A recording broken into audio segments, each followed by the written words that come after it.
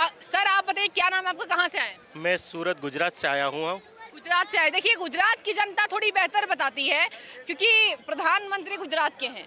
गुजरात की जनता से जान लेती हूँ कि आखिर अभी देश का अगला प्रधानमंत्री कौन होना चाहिए और अभी जो फिलहाल राजनीति चल रही है उस पर आम जनता क्या कहेगी। सर ये बताइए, सबसे पहला सवाल मेरा आपसे, कौन अगला प्रधानमंत्री बनना चाहिए? अभी श्री नरेंद्र मोदी जी रहेंगे 24 तक, 24 से 29 तक। इसका एक ही कारण है कि देश की जो राष्ट्रीय अखंडता है उस पर वो एक काम कर रहे हैं। दूसरा एक काम वो बेहतर कर रहे हैं कि सबको एकजुट करके चल रहे हैं। सबको ऐसा लग रहा है कि मोदी जी विदेश में घूम रहे हैं, ऐसा कर रहे हैं, वो ऐसी पॉलिसी इंडिया में ला रहे हैं जिसका सबका भला हो, मगर किसी को खुद का भला करना नहीं है। इंडिया की पब्लिक ऐसा है कि जो भला हो रहा है ना उस पर नहीं ध्यान दे रही है, मेरा खुद का भला होना चाहिए पहले वो देख रही है। फ्री की चीज फ्री नहीं, फ्री ही रहने वाली है, मगर उसका पैसा कहाँ जुड़ने वाला है ना वो उसको नहीं मालूम है। मगर जो जो आम पब्लिक को मालूम है, जो राष्ट्र को समर्पित लोग हैं, वो तो एक ही को सपोर्ट करते हैं और शेर का बच्चा वो शेर ही रहेगा, उसके सिवा कोई नहीं रहेगा। बराबर है। जो गुजरात से पहले ऐसे तो बोल सकते हैं पीएम का हकदार एक ही था, सरदार वल्लभ भाई पटेल। जो वो प्रधानमंत्री रहे होते तो मैं ऐसा बात बता सकता हूँ कि अखंड भारत जो है वो कभी रहता ही रहता, टूटता ही नहीं। बराबर है। 370 35 से आता ही नहीं, मगर कुछ नहीं, हमको एक और प्रधानमंत्री मिले नरेंद्र मोदी जी। उन्होंने सब दिखलाया, श्री राम जन्मभूमि दिखलाई, जम्मू कश्मीर दिखला दिया, टेरिटरी यूनियन जम्मू को बनाकर सबसे बढ़िया काम किया जिससे सब लोग घूम सके। जो कश्मीर जो स्वर्ग है वो सच्ची स्वर्ग की दिशा नरेंद्र मोदी जी ने दिलाई। दूसरा कोई ऐसा प्रधानमंत्री नहीं है। नहीं नहीं नहीं थी, मगर वो काम नहीं कर रहे थे। मैं किसी का बुरा नहीं बोलना चाहता, मगर जो वर्क से काम करना चाहिए, जो 56 इंच की छाती थी वो होनी चाहिए, वो नहीं दिखा रहे थे। क्यों? उन पे कुछ पॉलिटिकल प्रेशर रहा होगा, कुछ हो रहा होगा, मगर मोदी जी ने उनसे सबसे बढ़िया करके काम दिखलाया है। दूसरा वो एक आध्यात्मिक आदमी है और सभी धर्मों को एक साथ लेके चल रहे हैं। अध्यात्म का जनता पर कितना असर पड़ा? वो तो हमारे गुरुजी हरिप्रसाद स्वामी है, अभी प्रबोध स्वामी महाराज है, उन्होंने ऐसा बताया कि मोदी जी एक ऐसे व्यक्तित्व है जो आध्यात्म को लेके चलता है ना, पूरी दुनिया पे राज कर सकता है। बराबर है। और जो पूरी दुनिया पे राज करेगा वो इंडिया का कितना भला करेगा, और ये आप सब सोच सकते हो। अच्छा ये बताइए, गुजरात से आप हैं, गुजरात में जो अभी प्रचंड बहुमत आया है, क्या कारण उसके रहे हैं? जमीनी स्तर पर काम हुआ है? और ये भी बताइए कि वहाँ पर कहा जा रहा है, जो एक इल्ज़ाम लगाया जाता है कि मोदी जी मुसलमानों के नहीं हैं, लेकिन वहाँ मुसलमानों ने भी वहाँ पर कहीं ना कहीं वोट दिया, तो उस पर क्या कहेंगे? उस पर मैडम एक ही बात है कि वहाँ पे सभी लोग एक होके रहते हैं। किसी में हिंदू मुस्लिम की ऐसी है नहीं, क्योंकि वहाँ पे कौमी एकता का बहुत बड़ा उदाहरण है। गणपति बापा आते हैं तो उसमें भी सब शरीक होते हैं, कोई इस्लामिक त्यौहार तो उसमें भी सब शरीक होते हैं। कोई किसी को विभाजित नहीं करता है। जो कोई दंगा नहीं हुआ 2002 से लेके 2013 तक वो रहे, नहीं होने दिया। अच्छा ये बताइए, अगला सवाल मेरा आपसे कि अभी जो राहुल गांधी की सांसदी चली गई है उस पर विपक्ष की एकजुटता लग रहा है कि होगी, और ये कहा जा रहा है कि एक राहुल गांधी को क्रांतिकारी के रूप में पेश किया जाना चाहिए और पूरे विपक्ष के सर्वमान्य नेता घोषित किया जाना चाहिए। कितना सही लग रहा है आपको? और ये भी इल्जाम लगाया जा रहा है कि पीएम मोदी की वजह से ये हो रहा है। अभी ये तो कैसी बात हो गई है मैडम कि इल्जाम लगाना बहुत आसान है और उसको साबित करना बहुत मुश्किल है। इस पे टिप्पणी करना ठीक नहीं है।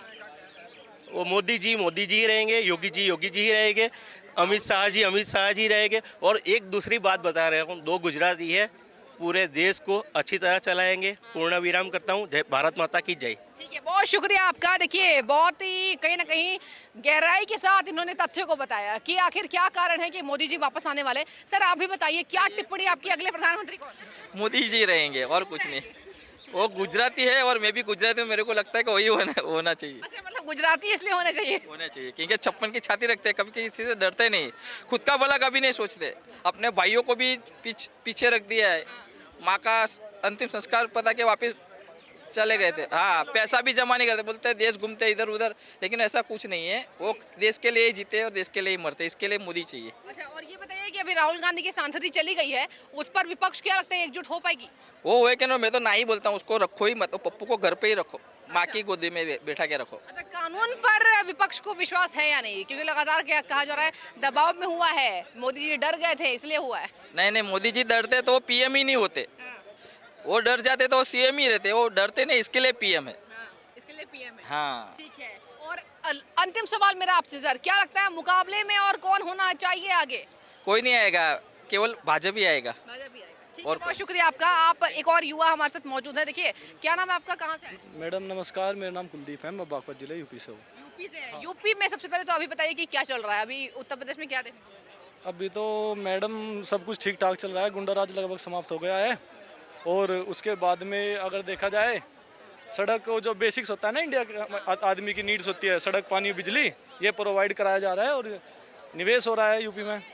और सबसे बड़ी गुंडा राज की प्रॉब्लम थी वो सुधरी है कहीं ना कहीं, अगर देखा जाए तो। ठीक है, ये बताइए अगला प्रधानमंत्री किसको होना चाहिए, क्या लगता है, किससे ऐसे उम्मीद बढ़े? मैडम ये तो बहुत बड़ा सवाल है, किसको होना चाहिए। एक्चुअली एब्सोल्यूट राइट कोई नहीं होता, एब्सोल्यूट राइट कोई नहीं होता एक प्रधानमंत्री के रूप में, खासकर डेमोक्रेसी में। क्योंकि इसके बारे में किसी ने कहा था कि ये लोकतंत्र की ऐसी पत्ती है जो सबसे बुरी है, पर दुर्भाग्य बस हम इसे चेंज नहीं कर सकते।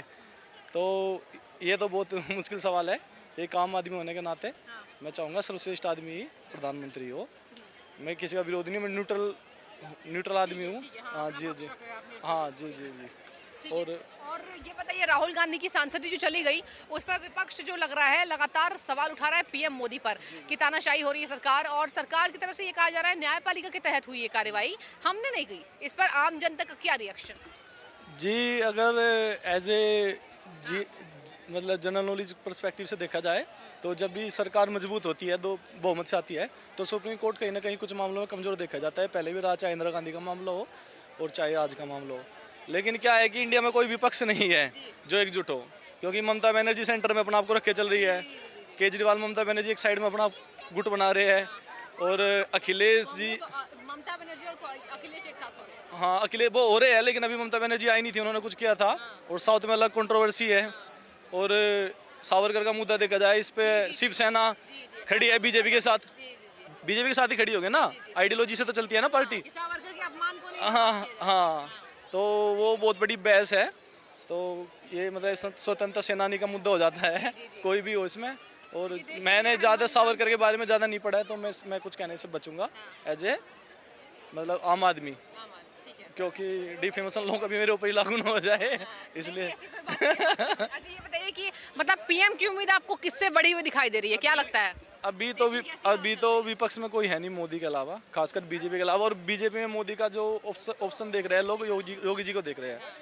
खासकर यूपी के लोग तो योगी जी को देख रहे हैं, और कहीं ना कहीं आम जनता भी आसपास के जिलों के जैसे हरियाणा हो गया, दिल्ली हो गया, योगी जी से प्रभावित है।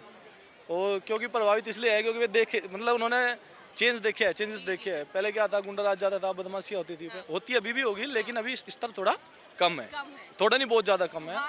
और सड़कें वड़कें वगैरह और पानी वगैरह है। कुछ डिसीजन ऐसे है जो हार्ड थे लेकिन लेने पड़े, और ज़रूरत होती है अगर किसी कंट्री को डेवलप करना है। नहीं तो आप जैसे अफ्रीका, क्यूबा, ईरान वगैरह पीछे होते चले गए ना, जो मतलब रेवोल्यूशन हुआ, रिलीजन रेवोल्यूशन इस टाइप होगा तो मामला बिगड़ जाएगा इंडिया में। तो कुछ डिसीजन होते हैं जो आदमी को लेने पड़ते हैं, और वो ज़रूरी भी है।